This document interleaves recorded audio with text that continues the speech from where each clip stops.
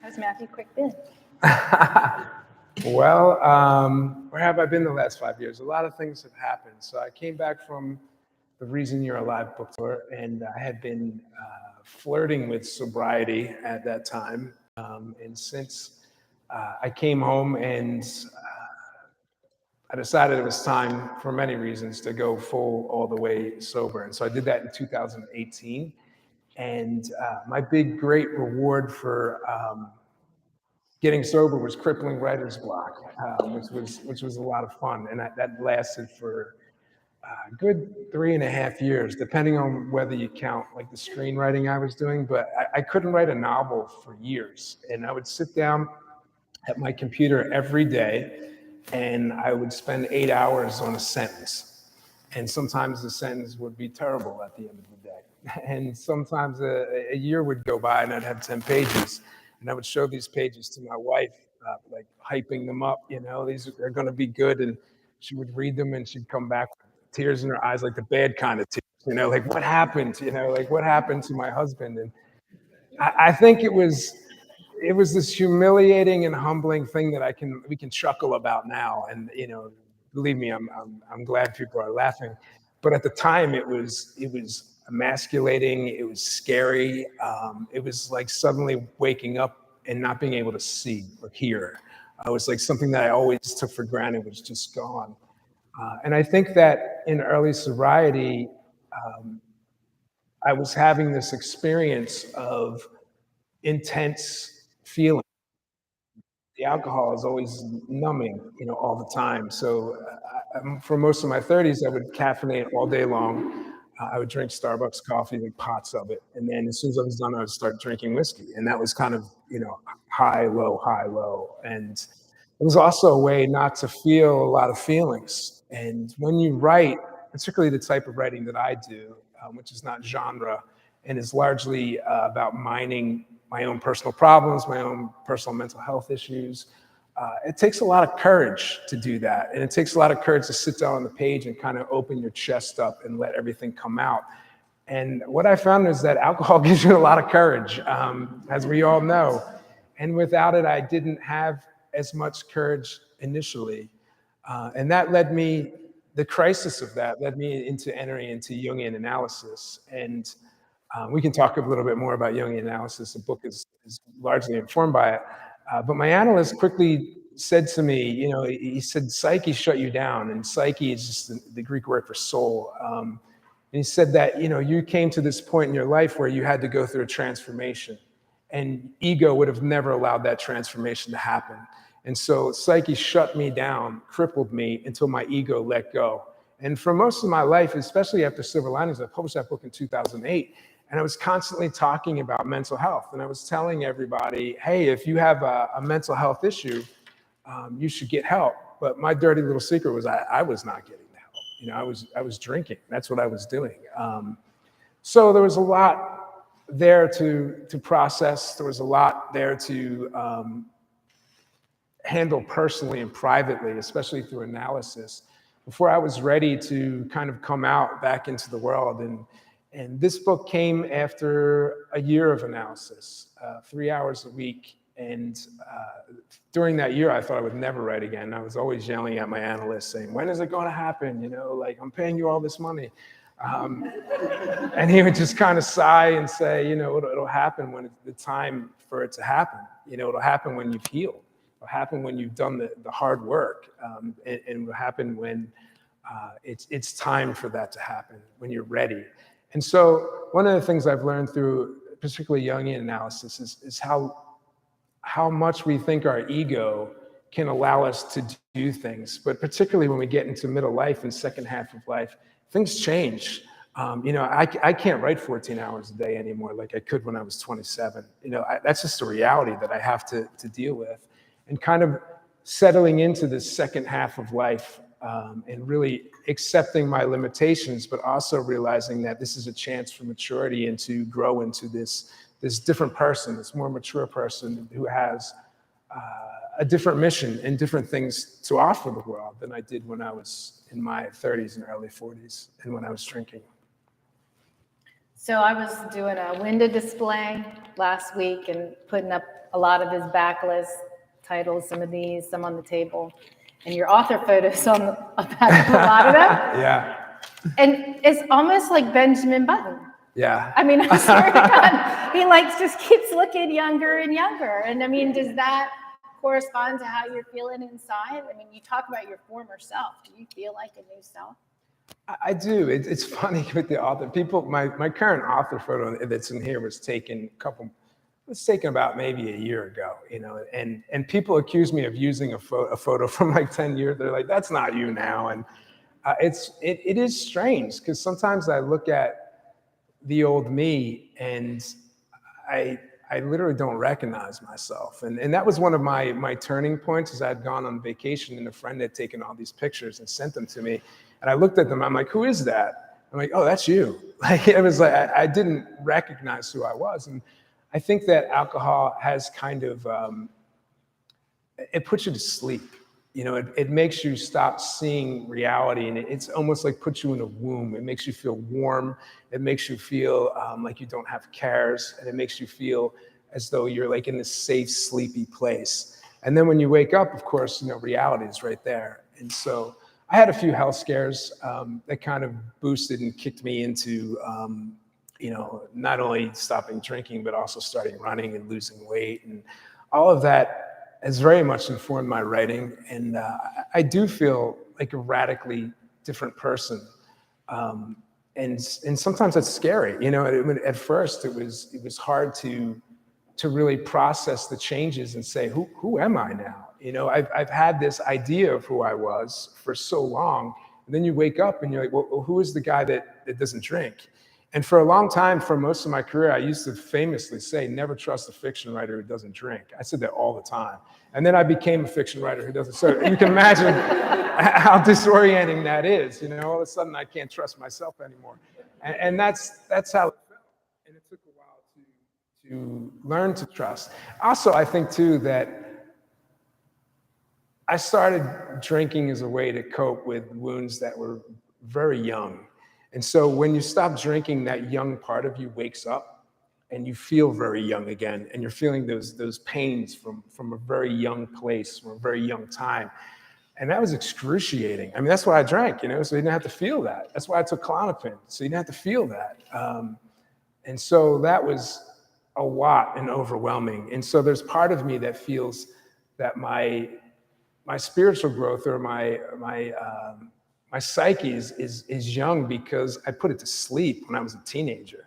And it never got to have that emotional growth because I was always, whenever I hit a wall, it was like drink, and it just, everything went away. So I never got to do the work. I remember a friend of mine, unfortunately lost her husband maybe a decade ago. And I remember being at the funeral and somebody coming up to my friend and saying, you've got to feel, like, don't drink, don't do drugs, like just feel the pain now, because if you don't do it now, you'll have to feel it later at some point. You're just pushing it down the road. And I remember thinking about that at the time. And then after I stopped drinking, thinking like, oh, wow, this is what she was talking about, because it hits you. You have, oh, that's the thing that I was trying to avoid feeling for all of this time. So I did feel very young and very vulnerable. My analyst used to say I was in a chrysalis, and he's like, you need this protection because you're reforming. There's an alchemical process going on where your whole psyche is reforming, and it's new and it's raw. So it was a very scary experience at the time, and now I look back at it and say it's a miraculous experience, and it was one that I'm very grateful for. But it was not a lot of fun at first to go through. So, because you yourself have described the book, which we will get to the book, as a Jungian experience, a Jungian analytic experience, can you real quickly just break down that Jung theory in basic English for me? And why is analysis different than therapy? Well, I'll start by saying that I am 100% not an expert on Jung. And there are so many books that Carl Jung wrote, and then there are so many books that people have written about Carl Jung, and there's different schools and there's different philosophies. But basically, as I understand it in my analysis and what attracted me to it, was that Jungian analysis is a chance to take a deep dive into your psyche and to figure out not only who you were meant to be, but who you always were. Like who you were when you came into the world, before your parents got to you, before school got to you, before all the pain and the hurt and everything else. Like who were you meant to be? The process is called individuation. And so that is the goal of Jungian analysis, to individuate, to become the most authentic version of you possible.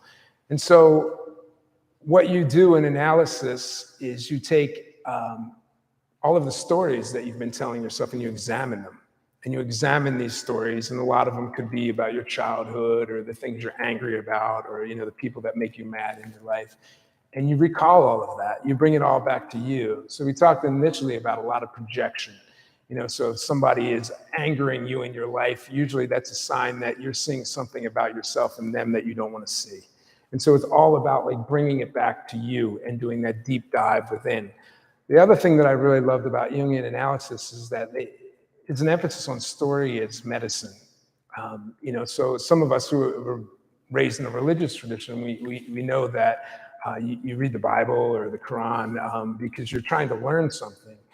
Jung famously, one of the ideas that he played with is that when we took the gods away, like the Greek gods, they used to have all these ideas about the gods, and we took them away and said there's no more gods, and they became neuroses. The gods became depression, the gods became anxiety, like these things that you're feeling in your body.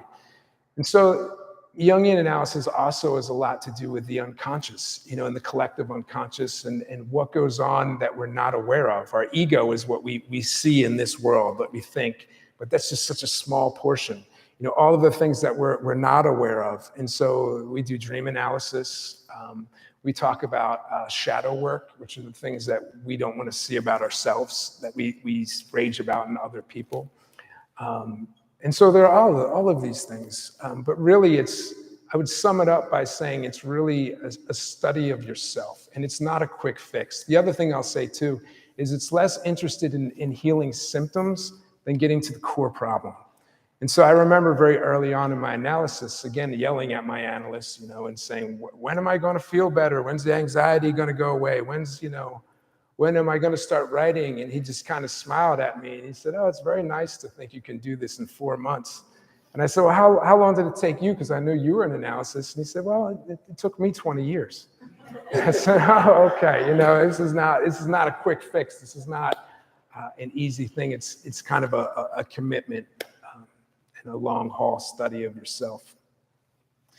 So We Are the Light takes place in a small town called Majestic, Pennsylvania. It's recently suffered a major tragedy. During the showing of a holiday movie at its historic movie theater, a 21-year-old gunman comes in and begins shooting. By the time he finishes, 17 people are dead. The narrator of the book, Lucas Goodgame, is a survivor, and his wife died in his arms. Friends and neighbors died around him, including his analyst's wife. He needs that analyst, Carl, now more than ever, but Carl won't come out of his home or see patients. So Lucas writes to him over and over, and these letters form the chapters of We Are the Light, and they tell the story of how Lucas finds a way to heal that brings many others along on his journey. Before you get all bummed out about it. This is Matthew Quick we're talking about. And as yesterday's Washington Post pointed out, his skill at crafting an engaging narrative around trauma is as strong as ever. When you read him, you don't feel guilty if your tears are mixed with laughter. So you've said you had the idea about this old movie house and community in crisis for years, but Where did the original germ come from? Well, I've always loved going to the movies. And in my early years, in my 20s, my wife and I, Alicia, we'd go to the art houses in Philly very regularly. And we used to joke about how it was like going to church. And, if you think about what you do when you go to the movies, you sit down in a dark room and you look at these larger than life images, these huge, almost like godlike size images on the screen, and you study people and you study story. And sometimes you laugh and sometimes you cry and sometimes you feel better afterwards or sometimes you learn something. But I've always been very attracted to going to the cinema. And then when there was the shooting in Aurora, Colorado, I found that really affected me. And I'd been a teacher, and so you would think that Columbine would have been, a bigger deal for me. But for some reason, every time I would go to the theater afterwards, I was like kind of looking around and checking the exits and who's sitting behind me. It became a little bit of like a quiet paranoia. And I remember I was doing an event in Ambler, PA, and if you look at the cover, this theater right there is the Ambler Theater in Ambler, PA. And I was asked to do a One Book, One Town event there, and they hosted it at that theater. I'd never been there before, and I remember walking up, and it looks like a cathedral. It's gorgeous. It's from I think it was built in the 30s. It has this really storied history. It's been refurbished, and I remember being up on stage, and there was a part of me that was, engaging with the community and having this great time. It was a sold-out crowd. It was really a lot of fun. And then there was another voice in my head, this paranoid voice that kept saying, "How do you know someone out in that crowd doesn't want to hurt you?" And it was like this weird, like, how do you know like everybody in that crowd is safe? And I remember thinking at the time, like, wow, that's a really weird thought to have. And then afterwards, I did my signing line, and I went out to the bar with the librarians, and we had drinks, and I was waiting for my car to pick me up, and I was looking at the Ambler Theater, and I just had this feeling like, I have to write about this place. Like, I have to fictionalize it. I have to write about a movie house. And that was in 2014. And I kept trying to write about it every year, and I just couldn't get it right. Like, I couldn't get the tone right. I didn't know how to access it. I knew I wanted to write about a tragedy in a movie house, but I just could not figure the novel out. And so I kept shelving it, false start, throw away, false start, throw away. And then when I entered into analysis, I remember thinking, I don't know, I had this feeling like I should start playing with that idea again. And again, I couldn't get it right. That first year I was in analysis, I just kept obsessively trying to write the first 10 pages over and over and over every single day. It was so demoralizing. And then I started to get really paranoid that my analyst was going to leave me because I was bonding with him tremendously. And I felt really dependent on him. And I needed those sessions. And it scared me because I didn't have control over him showing up. And so I had this paranoid thought that what happens if something bad happens to my analyst? Or what happens if maybe one week he's just tired of Matthew Quick and says, "No more for you." And then I thought to myself, oh, what if I had a character where that happened?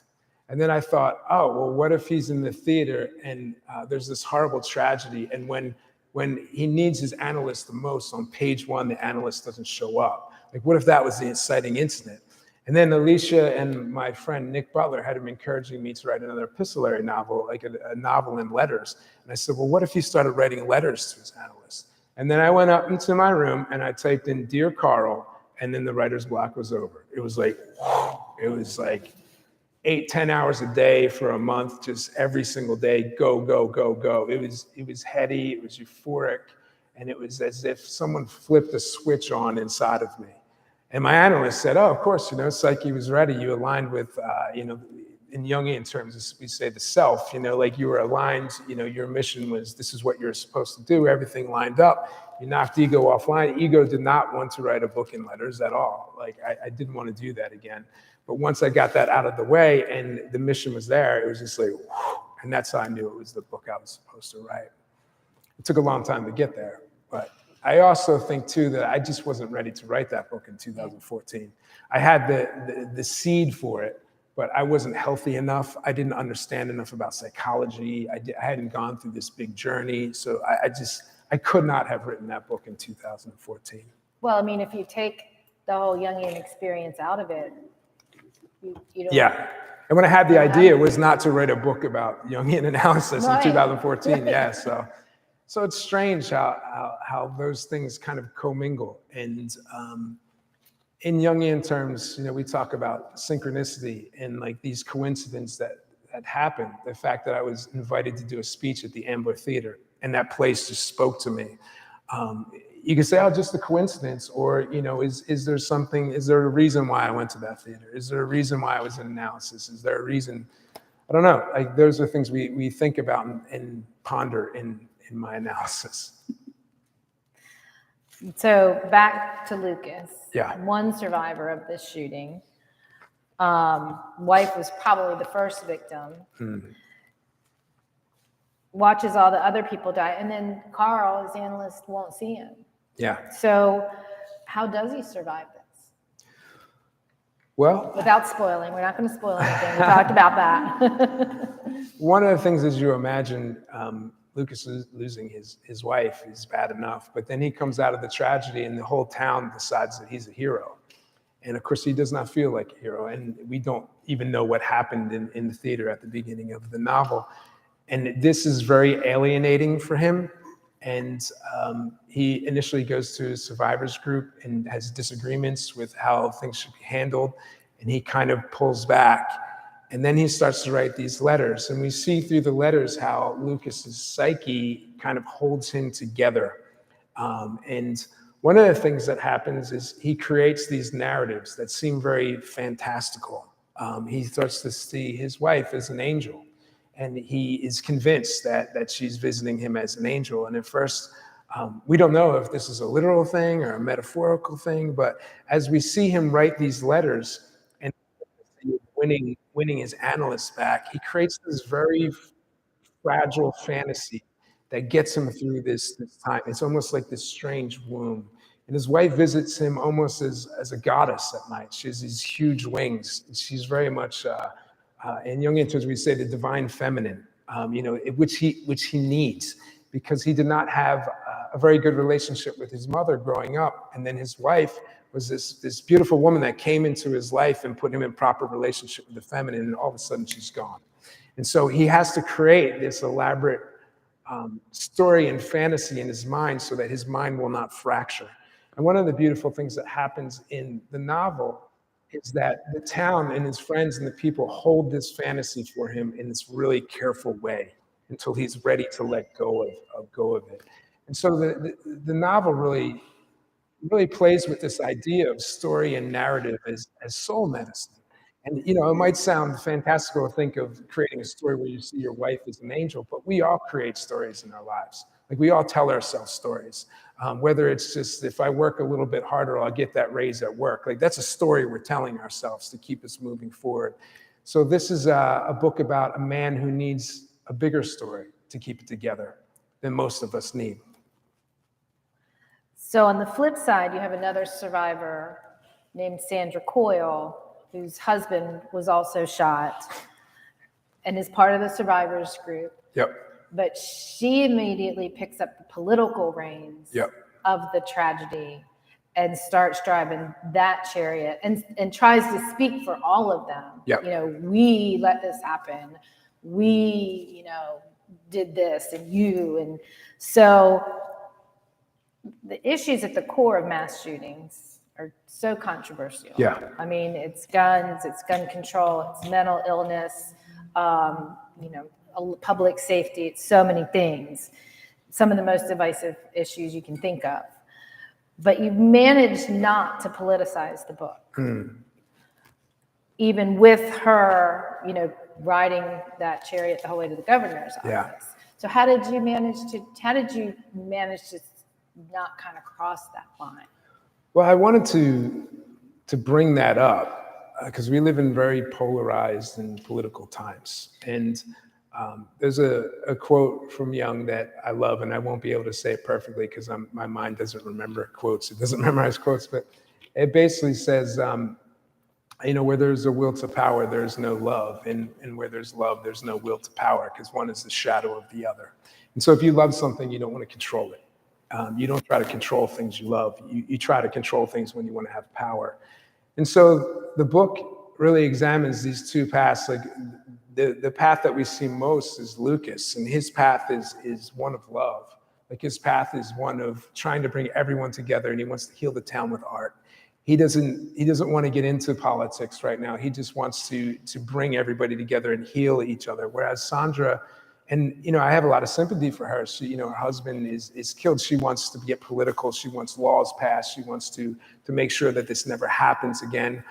And Lucas really recoils from that.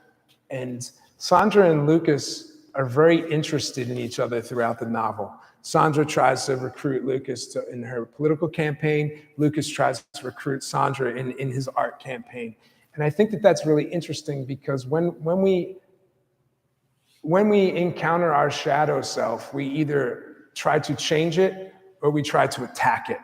And so that's the thing that Jung often talks about too, that like there's gold in the shadow. So like when Lucas is afraid of organizing this community like outreach program and the political, but he's also really good at bringing everyone together. And Sandra, of course, is wanting to go political, but she also loves her husband, you know, so there's that in there. And so they're both hiding those things in order to elevate the other. And so they're very good mirror images of each other. But I definitely wanted to play with this idea because I think we live in a time where there's just endless talk of politics all the time. Everywhere you go, every place is polarized. But I think one of the things that we don't talk enough about, and we should be talking about at the same time, is the concept of love. And you know, these people that might disagree with us or might have different opinions still need love, just like we need. Everybody needs that. And it's not that the politics aren't important, it's that love is equally as important. And so that was where I wanted to focus through this novel. So I've been asking the questions. What else would you like to say about the book? I have more questions, but. I think one of the other things that I wanted to really examine throughout the book is this idea of positive masculinity. And we hear a lot on the internet in our day about toxic masculinity. And toxic masculinity is a bad thing. You know, nobody wants that. You know, we should definitely be addressing that. But I find it interesting that we hear so much about toxic masculinity, but we seldom hear people talk about what is positive masculinity. What are men supposed to be doing? You know, what is the function of men these days? And so throughout the novel, it was really important for me to show men loving each other and taking care of each other in ways that are not only good for them, but good for everybody in the entire community.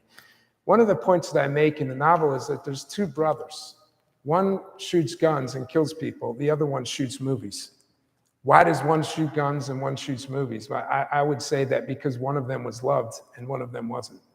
And I think that is something that we don't talk about enough. Obviously, if somebody walks into a building and starts shooting people, it's horrific, and we don't ever want that to happen. It's very easy to say, you know, that person should be killed or thrown in jail, or, you know, toxic masculinity or men this or whatever. But I think it's harder to say, what happened to that boy? Like, what happened to that boy that made them want to do something that horrific? What hell was that boy put through? And I think when you look at some of these unfortunate stories that we hear in the news, and if you read about these kids that are doing these things, they've been through horrific things. And it doesn't justify what they've done, of course, but where are the people in their community that were supposed to love them? You know, where's that story? You know, and I think that is a harder sell a lot of times, especially in the times that we live. But I think if we're going to find the solution to these problems, I think we need to ask, why are so many men feeling disenfranchised? Why are so many men feeling unloved? And when I talk about these things with men my age, they light up. Like, they want to talk about love, and they want to know that they are capable of receiving love and giving love. And these are difficult things. I didn't grow up with men telling me that, you know, it's important to love other people, especially other men. I didn't even grow up with men who would give me a hug when I was growing up. And that is something that I'm trying to remedy in the second half of life through my analysis, through my relationships with my friends. But it's something that I think men are incredibly hungry to talk about, but we don't hold space for that. Like, we don't. And I think so many men hear about what men shouldn't be, and then they just kind of curl up and say, okay, I shouldn't be all these things. I'm just going to go and maybe I will drink, or I'll just keep quiet, or I'll just go over here by myself. But I think we need to find ways for men to participate in positive ways in community and to nurture and support each other. And again, I think it's really important for men to know that they're worthy of love and worthy of giving love. Did you say that Juliet Bookmarks is doing a one book, one town Mm. with this? Yep. So wouldn't this be a great book to do a one book, one community read on the Outer Banks? You know, get people reading, get people talking about these things. I would love that. That'd be great. Put that on my list. Are you, I mean, were you just thrilled, shocked, surprised? This book of the month? I mean, Yeah, I mean, this is my ninth time around, and I've never been on the cover there, so that was a shock, and you know, it was really deeply meaningful too, because for those 5 years when I went away, I was kind of holed up in my house, you know, and I did very few things. I would go to Wukasa once a week. That was one of the things I did. I would run in Nags Head Woods, and that was pretty much it, you know. And I was really hungry for community, and then to come back into the book world and to be received in that way, it's really beautiful. And I did an event in Denver earlier in the month. It was all indie booksellers, and it was just not only wonderful to have them embrace the book and to listen to my talk and embrace me and say kind things, but to just walk out onto the floor and see all these indie booksellers with all the tables set up and all the books, and they're really hungry and they're looking for the soul medicine for their communities. They really want to bring that to their communities. It's not like, you know, Amazon's not doing that. You know, it's these good-hearted warriors in the towns of Main Street America everywhere. And they're going to these conferences, mostly paying with their own money, and they're looking to bring these beautiful books and this soul medicine to their communities because they care about people. And when I watched that, I said, you know, that's really what my book is about. Like this is the community that I want to be a part of. And it was really just kind of overwhelming to be accepted by that and to be welcomed back into that community. No judgment. Welcome back. You know, it's okay if you were gone. You know, we're going to promote your book anyway. No questions asked. And that was very healing for me. so 9th time around, but first time sober. Yeah. So I what do mean, you think book tour? I actually, the Reason You're Alive book tour, I did not drink on that tour, but it was also a lot shorter than the tour that I'm going to be on. And so I think I've done a lot of personal work, and I hope I'm ready for it. But I'm going to be on a plane every day for the next 7 days, different city every day. So that's a lot for an introvert. And I'm very grateful. It's wonderful that people come out in all the different cities. It's beautiful. I wish I could just beam myself there without having to do all the travel, but I'm very grateful. You can follow his journey. His website is Matthew Quick Writer, and it does have an events tab. And also, since March, in preparation for today, on the 21st of every month, he's been sending out a personal letter from Matthew Quick. And if you want to get into even more detail about this journey he's been on these last couple years, go to MatthewQuickWriter.com. Click up on personal letter, and he's got them all archived. And it really is, it has been an interesting journey, you know, going along with you. And I mean, he's just as honest as I think I've ever seen anybody be about where he's been and what he's been doing. So my analyst says reality is medicinal. Okay. So some authors have a color-coded index card system, and some have like a Venn diagram on the wall with sticky notes, and some use a legal pad and handwrite. What's your process? Well, that process you just talked about describes my wife. That's what she does. I am an intuitive creative, so even if I tried to do that, it would not work for me at all. And so I have to kind of go inside of myself, and I have to find a voice. I have to feel my way into a story. And if you are an intuitive creative, you just know what that means. And if you're not an intuitive creative, you probably will never know what that means. And so it's difficult, because whereas Alicia can plot out a story and, you know, do all of the preliminary work, I have to wait until something resonates within me and until something constellates, and then I can bring it forth. And when that happens, it's very euphoric. And when it doesn't happen, it is incredibly frustrating. So, all the kind of cliches about waiting for the muse to show up and, the magic to come, like that's very much my process. So I sit down every day. I heard Walter Mosley said this. He said he had a poet friend, and he said every day he would sit down, and if a poem came by, he would catch it.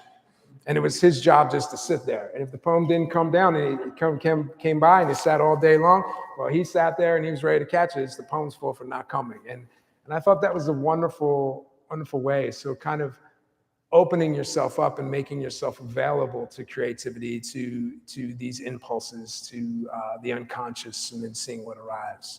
It's very much what I do. So do you have a set time frame?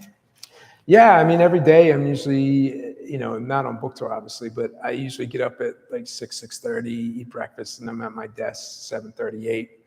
And I usually am there until like 2 or 2:30 every day. What if you wake up at 3:00 in the morning and you're like, oh, do you run down or you just say it'll come back tomorrow? I would probably run down if that happened. When I was in Denver, that happened, actually. I woke up at 3 in the morning, I started writing. And it was not a good thing because I hadn't slept for 2 days. So I really would rather have been sleeping. But there are moments when it's coming, you just have to go with it. You've got to make yourself available, especially after suffering 5 years of writer's block. You show up when the muse is there, for sure. How many years have you and Alicia been married? 25 and a half now, right? Yeah. She said yes. Yeah, get me in trouble here if I forget. So you survived non-sobriety. Yeah. Then sobriety, then analysis. Yeah. But most impressive is your marriage survives 2 fiction writers under one roof. Yeah. Is that because you have such different processes, or do you have like don't talk about it times, talk about it times? Yeah, I would say, I'm just laughing because I don't know, but if we really have don't talk about it times, we kind of have running out of patience times, I tell this story often, but when I first was deciding to become a fiction writer, I was going to be a fiction writer.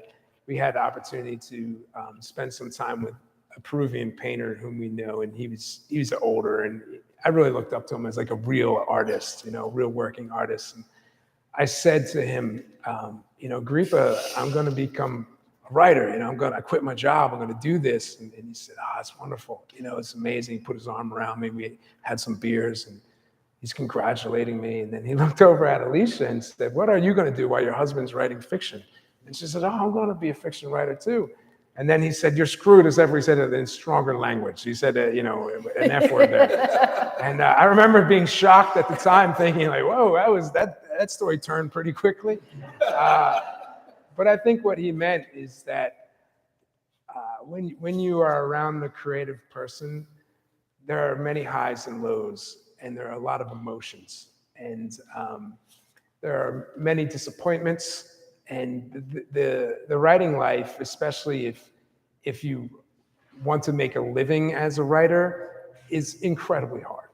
And I've been very lucky, and I realize that, but you just never know if the next sale is coming. You never know if the winds are going to change. It can be very brutal, and it takes a certain temperament, and it takes a lot of support as well.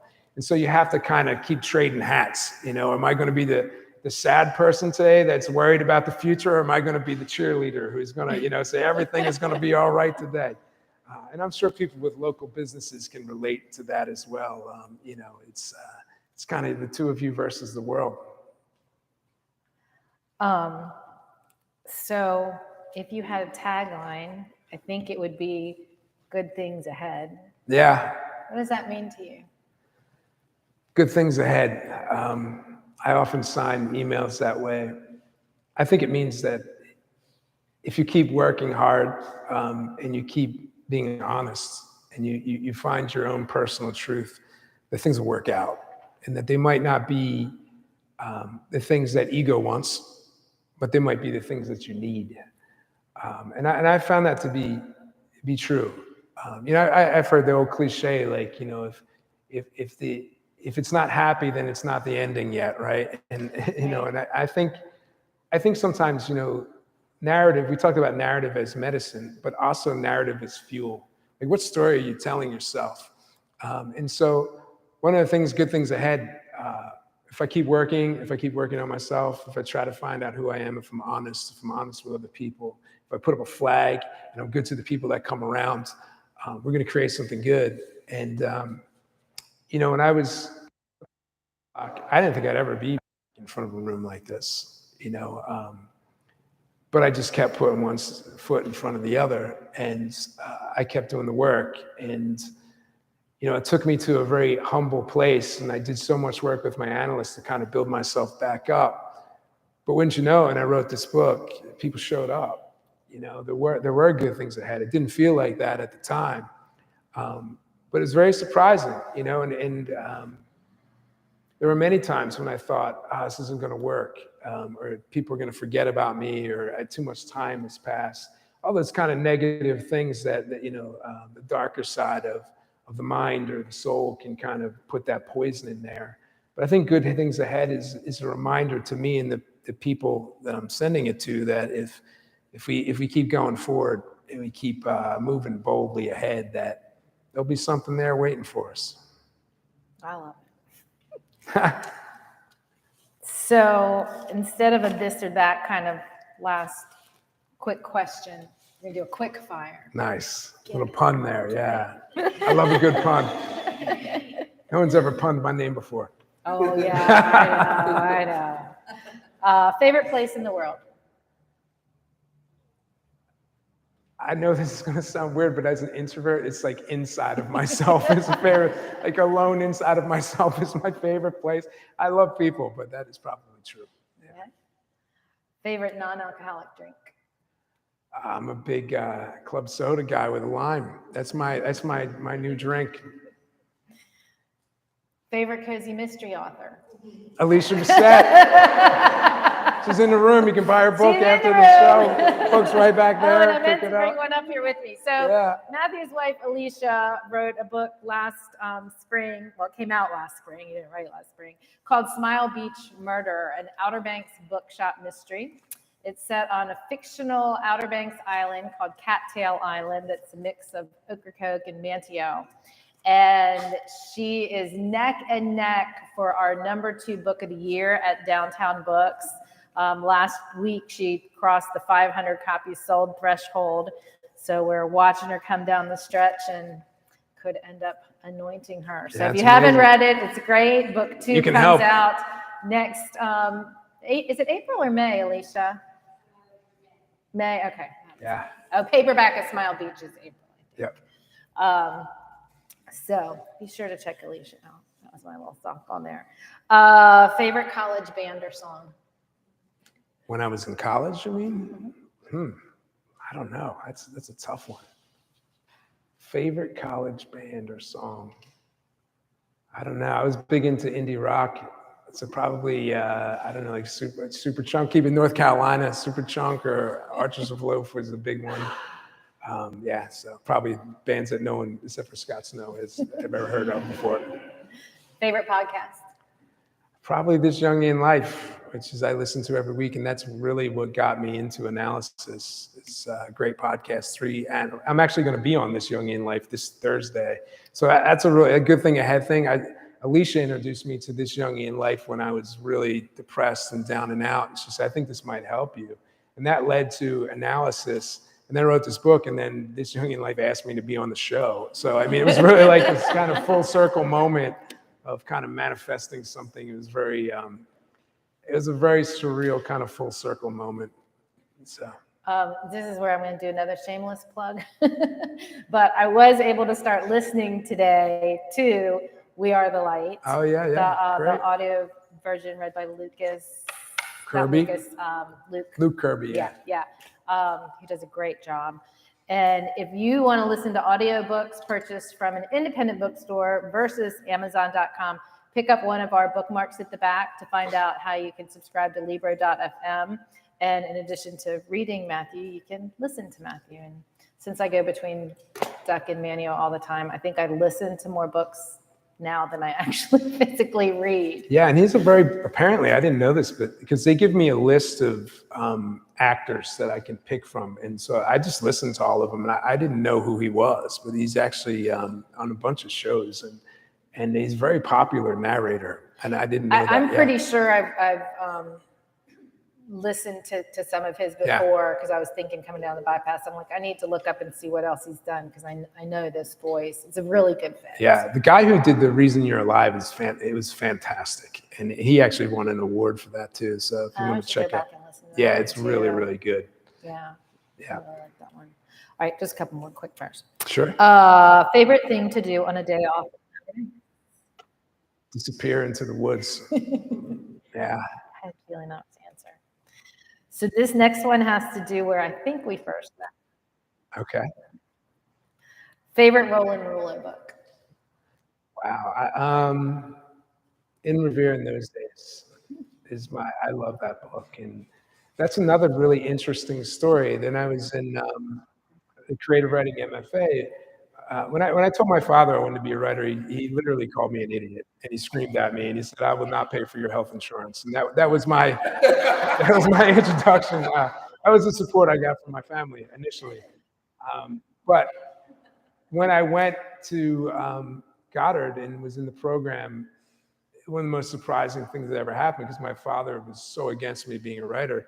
He said, "Listen, my dad was a banker," and he said, "I was at this banker conference, and this writer was there, and his name is Roland Rouleau, and I'm going to send you his books." And whenever my dad gives me anything, I think, I'm going to hate this, right? This is going to be awful.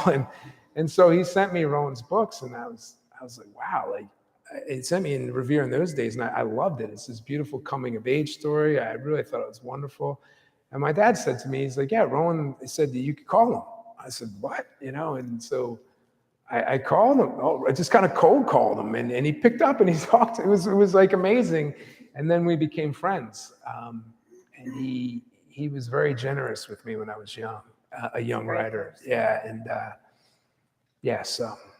We did an event, been a long time now, with Roland Rulo over at Arts Council. I know a couple faces were here. Yeah. He wrote probably one of my top 3 books of all time, called Breakfast with Buddha, which then became Lunch with Buddha and Dinner with Buddha. Yeah. And those characters keep kind of popping up in some of his other books. And I think he was going to play golf in South Carolina, and somehow I he's a big golfer. to come through here. Yeah, I think even Alicia were there. I don't think he'd been on the Outer Banks that long. Yeah, I can't remember what year. I remember he came to our house for dinner. His family's quite lovely. His 2 great daughters. Yeah, really sweet wife.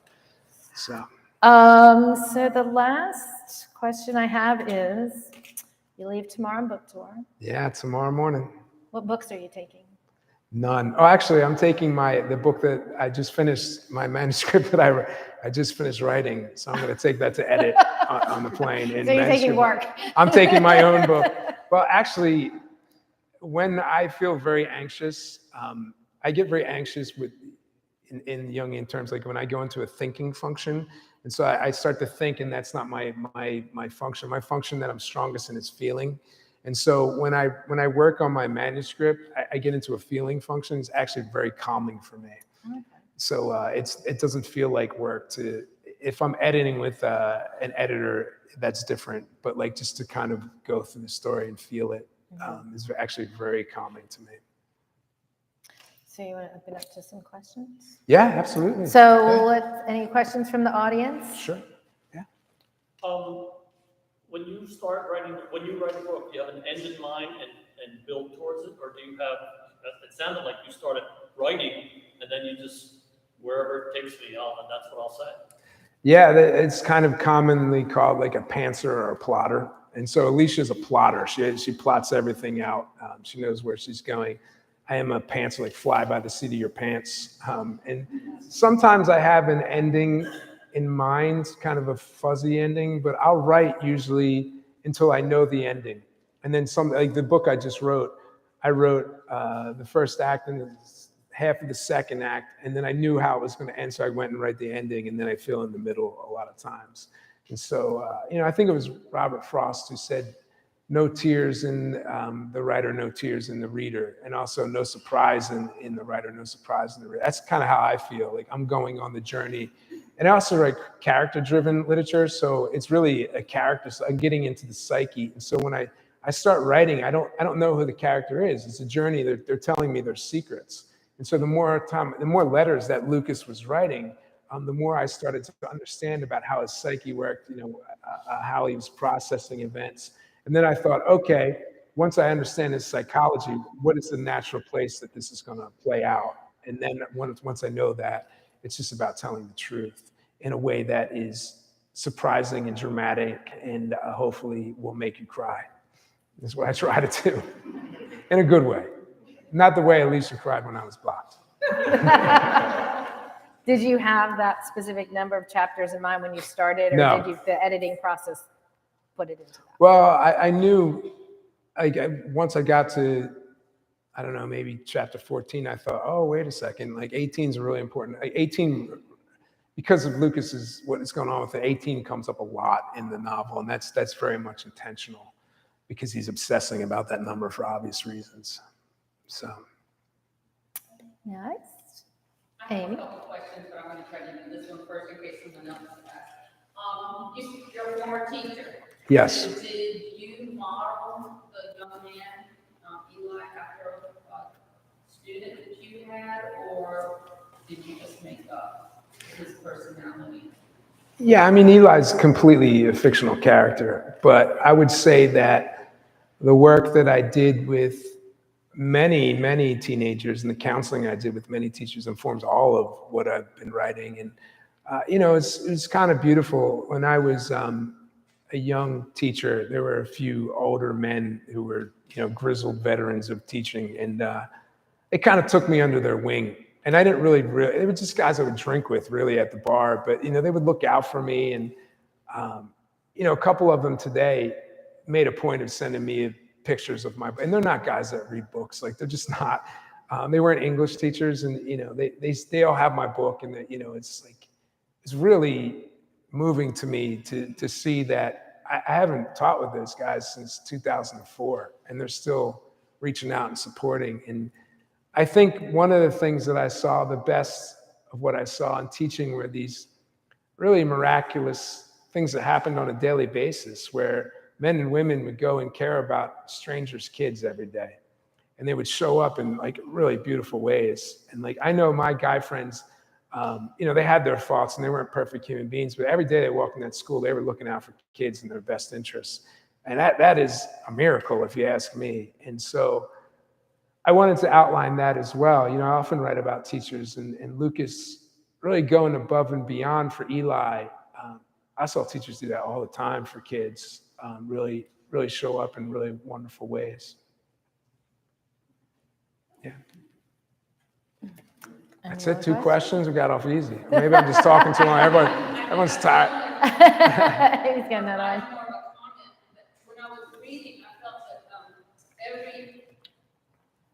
that you were sitting at the computer and doing an entire chapter, entire letter, before moving on before taking a break or anything, because it flowed so smoothly, and then there was a definitive end, and then it got you interested in the next chapter. Is that how it worked, or did you only do little bits and pieces at a time? Well, I probably did write the rough draft of each chapter in one sitting, but then I would go and work on that chapter for days afterwards and edit it and massage it, and then Alicia would work on it and my editor worked on it. So that like kind of smooth flow, I think is how you phrased it, is the product of a lot of polish and a lot of crafting. And so I would love to tell you that, yes, I just sat down and it came out perfect.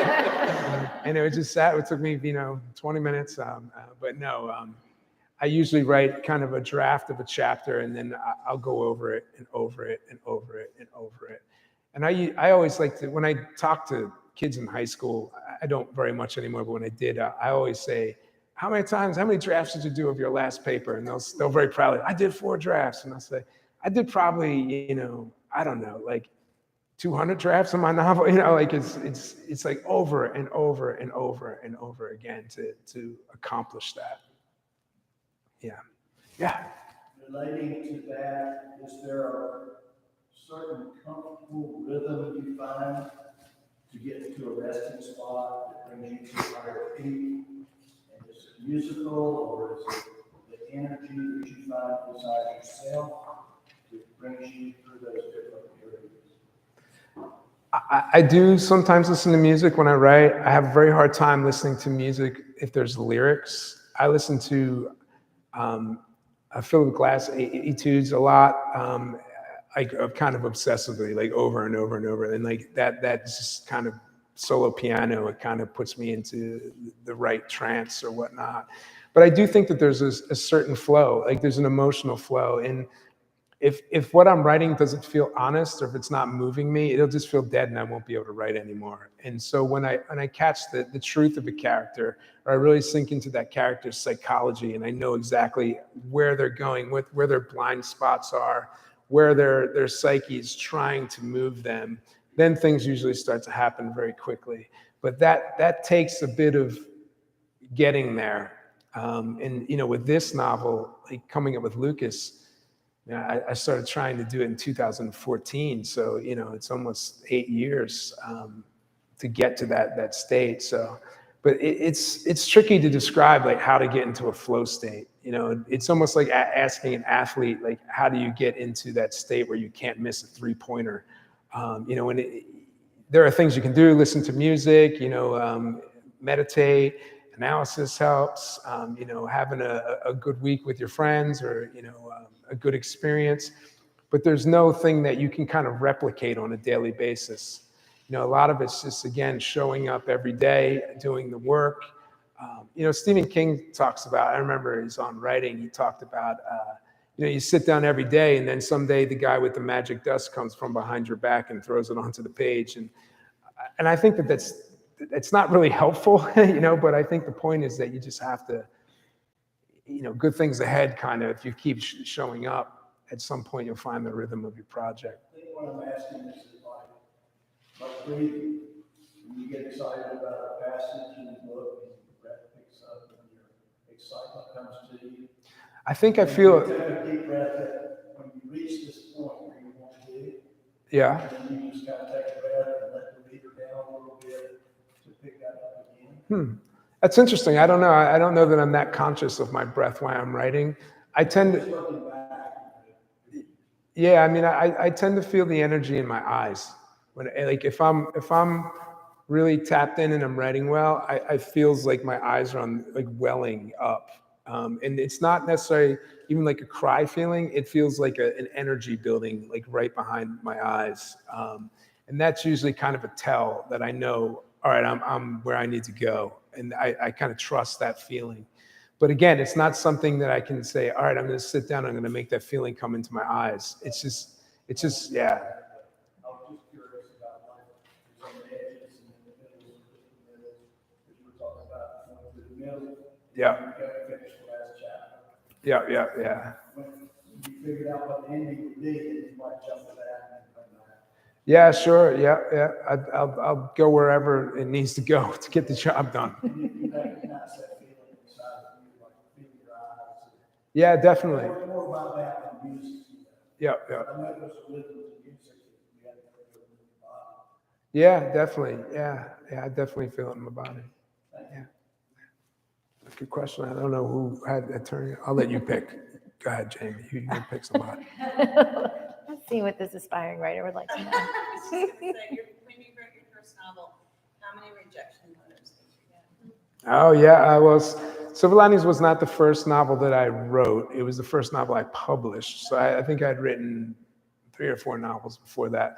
But when I sent it out to my agents, I racked up, I think, 70 some rejection letters.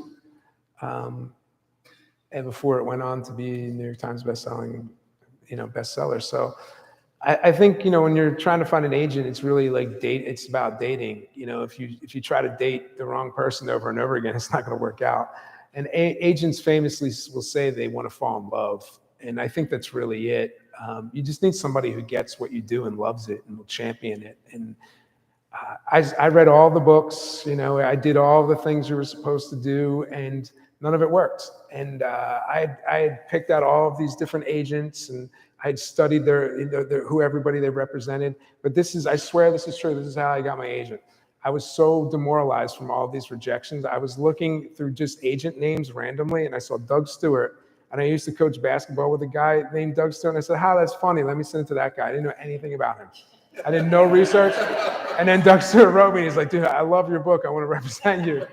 And he's at Sterling Lord Literaristic, which is a really great agency. So all of the preparation, like all of the studying and all of the, reading on how to get an agent, it was because I coached basketball with a guy with the same name. That's what led me to get the agent. Yeah. So. About back over here. Oh, okay, so your book time, sorry. You said when you were young, you said to your dad, I want to be a writer. What led to that? What inspired you to want to be a writer versus a car mechanic or something? Pain, I think. I don't know. I found when I was in 6th grade, I wrote a short story and my teacher read it in front of the class. And I was so kind of angry about that because as an introvert, I didn't want to be singled out. But I remember her saying it was good and then I should keep writing. And I don't know, it was just something about that experience that was interesting. And then when I became a teenager, I lived in a family in a place where a young man with a lot of emotions didn't have anywhere to even understand what that meant. And so I had all these emotions and all these feelings, and I was starting to deal with anxiety and depression. I didn't know what that was, and you didn't even talk about that back then. And so I just started writing in a notebook. It was a little red notebook, and I would just fill page after page after page. And then I remember I really didn't care about school. I didn't care about grades. But I remember being assigned books like Tale of Two Cities or Old Man to Sea and reading them and thinking, like, I know what this is, like, just intuitively. Like, I got it. And I said, I think I can do this. And just reading Shakespeare. And, my friends were like, we're not reading those books. We read the Cliff Notes. Like, and I actually read them. And I didn't read them because I was trying to get a grade. I didn't care what my grade was. I read them because I couldn't stop reading them.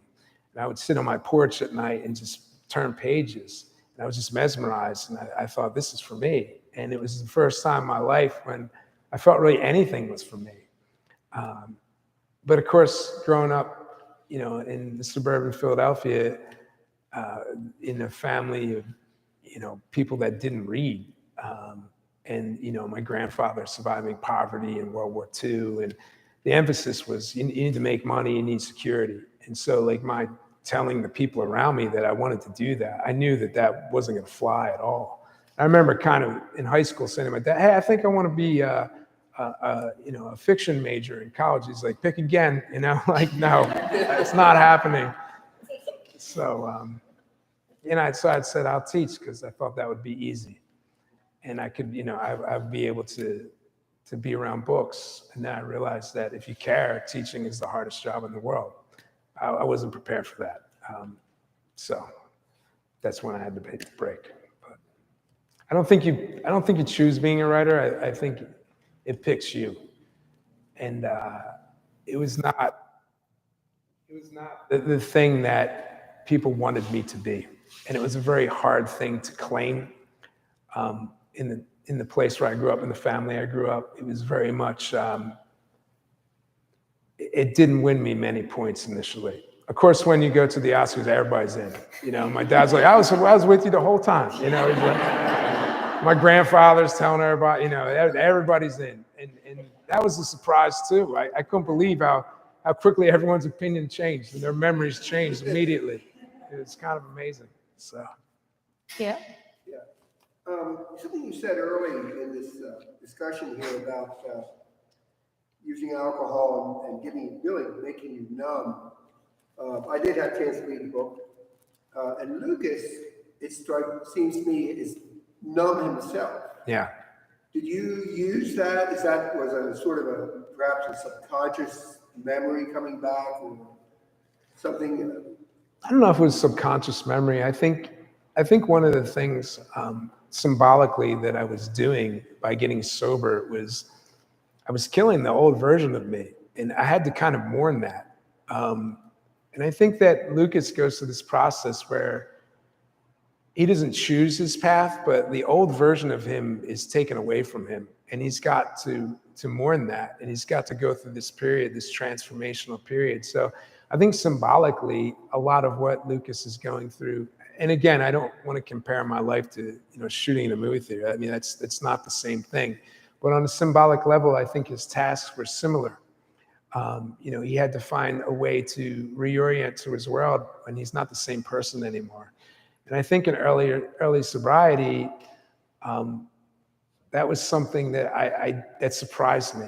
I heard other people talk about that, but I didn't realize that I was going through this transformational process. And I tried to pretend that it was kind of no big deal for a long time, but through my analysis, I've really learned that it's a radical thing. It was really like I'm not the same person that I was 5 years ago.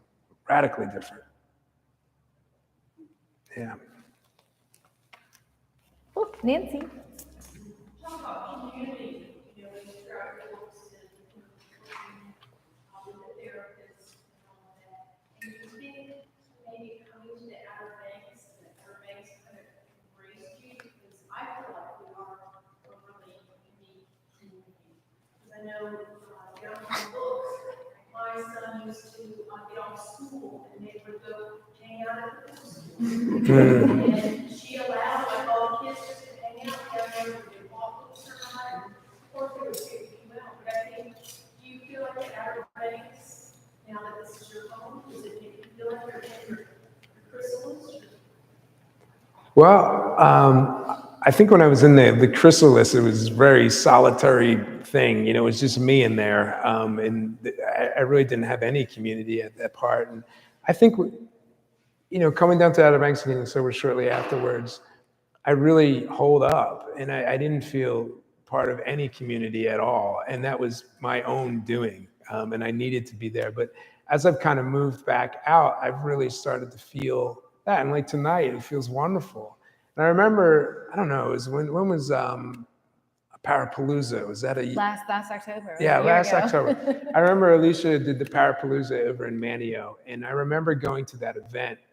There was a bunch of writers, I don't know, it was like maybe 10 or so, and Yeah. Jamie set the event up. And I remember just sitting there, and I think it was a Saturday morning at like 10 or 11, and there are all these people standing on concrete for an hour, just listening to writers read. And, my wife was reading, so that was beautiful. But as I was listening to other people read, I kept thinking, everyone's still here. Like, everybody's still standing here.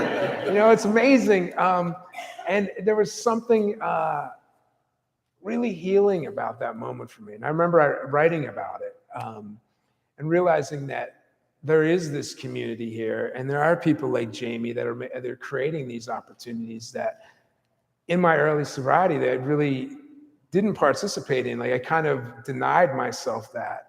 And I think it was necessary at the time, but as I kind of keep stepping back in, and tonight is a great example, you realize that it is necessary and it is part of being a healthy part of the community. So, and I realized it's very much been out there the whole time. It was really me that was not participating. My first letter and my first monthly personal letter that Jamie alludes to, I think that was one of the lines that I wrote, I was away for a long time. It wasn't you, it was me. It was nothing you did. So.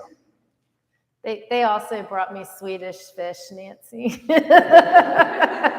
They learned pretty early on if they came in with a little bag of Swedish fish from the candy store, I'd say, yeah, just put your backpacks in the back and do whatever you want.